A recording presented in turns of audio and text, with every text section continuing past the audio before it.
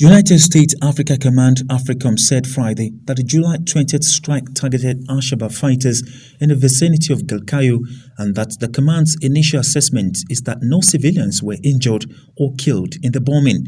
United States Marine Corps Brigadier General Thomas Savage, AFRICOM's Deputy Director of Operations, said the strike was conducted under Collective Self-Defense Authority, which according to the Pentagon means the military did not need White House approval for the action. In a letter, the Minnesota Democrat wrote that collective self-defense is a term with variable meanings in national and international law, and especially in the context of the ongoing review of airstrike authorities.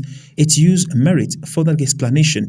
In this case, Omar said under the Trump administration, airstrike in Somalia increased dramatically with no apparent gains in either weakening Al-Shabaab, advancing Somali security and stability, or pursuing American interest in the region. On the contrary, the increase in strikes corresponded with an almost doubling of attacks on civilians committed by Al-Shabaab.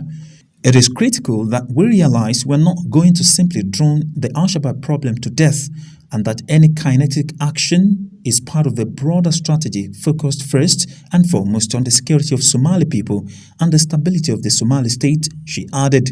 I mean, the strategy of this administration is always concerning to me. When we are engaging in droning in the dark of the night, we risk killing civilians, and we risk really having those actions then in turn act as a recruitment tool. This horrible cycle that we have been in Somalia needs to end. And our hope is that with more transparency, with more accountability, with more conversations, we will be able to win this war. Omar has repeatedly criticized successive administrations for not providing monetary operation for civilian victims of U.S. drone attacks in Somalia and for the Pentagon's continued failure to acknowledge the atrocities.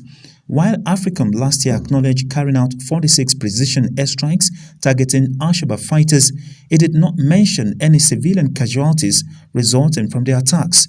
However, last July, Amnesty International said the U.S. had carried out at least 189 airstrikes in Somalia since 2017, and that in just 9 of these attacks, 21 civilians were killed and 11 others were injured.